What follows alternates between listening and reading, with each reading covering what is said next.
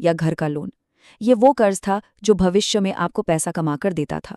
लेकिन आज का मिडिल क्लास कंजम्पशन के लिए कर्ज ले रहा है। ईएमआई पर लेटेस्ट फ़ोन, क्रेडिट कार्ड पर महंगी छुट्टियां और नया फर्नीचर। ये सब वो चीज़ें हैं जिनकी वैल्यू समय के साथ घटती ही है।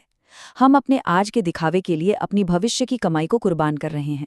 भाग 4। फाइनेंशियल लिटरेसी की कमी, शिक्षा बनाम असली दुनिया की स्किल्स। अब सोचने वाली बात यह है कि इतने पढ़े लिखे होने के बावजूद हम ये गलतियां क्यों कर रहे हैं।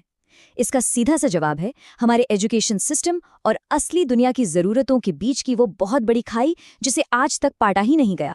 कॉलेज में डिग्रियां तो धड़ल्ले से बांटी जा रही हैं, लेकिन पैसे को कैसे संभाला जाए ये हमें किसी स्कूल या कॉलेज में नहीं सिखाया जाता।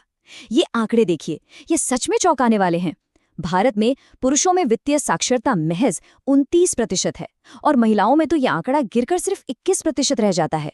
इसका मतलब ये है कि देश का एक बहुत बड़ा हिस्सा, जिसमें अच्छी खासी सैलरी पाने वाले प्रोफेशनल्स भी शामिल हैं, वो कर्ज देने वाली कंपनियों और गलत फाइनेंशियल प्रोडक्ट्स के सामने पूरी तरह से असहाय हैं। और ये वित्तीय साक्षरता सीधे तौर पर आपकी आय यानी इनकम से जुड़ी हुई है। जिनकी कमाई ज्यादा है उन्हें पैसे का विज्ञान थोड़ा बेहतर समझ आता है, लेकिन जिनकी आय कम है वो वित्तीय ज्ञान की कमी के कारण हमेशा संघर्ष ही करते रहते हैं। पैसों की सही समझ ना होना ही वो अदृश्य जंजीर है जो हमारे मिडिल क्लास को आगे बढ़ने से रोके हुए है। उन्हें पता ही नहीं होता कि कंपाउंडिंग का जादू कैसे काम करता है या फिर महंगाई कैसे चुपचाप उनकी सालों की बचत को खा रही है। इसी स्थिति को मैक्रो इकोनॉमिक्स की भाषा में द मिडिल इनकम ट्रैप कहा जाता है। ये वो स्थिति है जब एक देश में हर साल करोड़ों डिग्रियां तो बढ़ती हैं, लेकिन उन डिग्रियों के दम पर हाई वैल्यू और अच्छी सैलरी वाली नौकरियां नहीं मिल पाती। सस्ते लेबर का फायदा अब खत्म हो चुका है और इनोवेशन के मामले में हम अभी काफी पीछे हैं। इसका नतीजा क्या होता है? भयंकर अंडर एम्प्लॉयमेंट। हमारे युवा मजबूरी में ऐसी नौकरियां कर रहे हैं जो उनकी असली काबिलियत से बहुत नीचे हैं और उनकी सैलरी आज की महंगाई के सामने दम तोड़ रही है।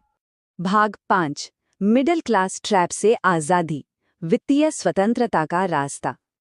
देखिए, स्थिति गंभीर जरूर है, लेकिन ये निराशाजनक बिल्कुल नहीं है। इस ट्रैप से बाहर निकलना पूरी तरह से मुमकिन है, लेकिन इसके लिए आपको कुछ कड़े नियमों को अपनी जिंदगी का हिस्सा बनाना होगा। पहला रूल, आपकी कुल ईएमआई आपकी महीने की सैलरी के 20% से ज्यादा किसी भी कीमत पर नहीं होनी चाहिए। दूसरा, कोई भी नया कर्ज लेने से पहले आपके पास कम से कम 6 महीने के खर्च जितना एक मजबूत इमरजेंसी फंड होना ही चाहिए। और तीसरा रूल, अपना पूरा फोकस कंजम्पशन से हटाकर एसेट बनाने पर लगाना होगा।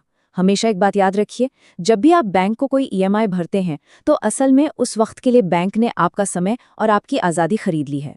एक सुरक्षित और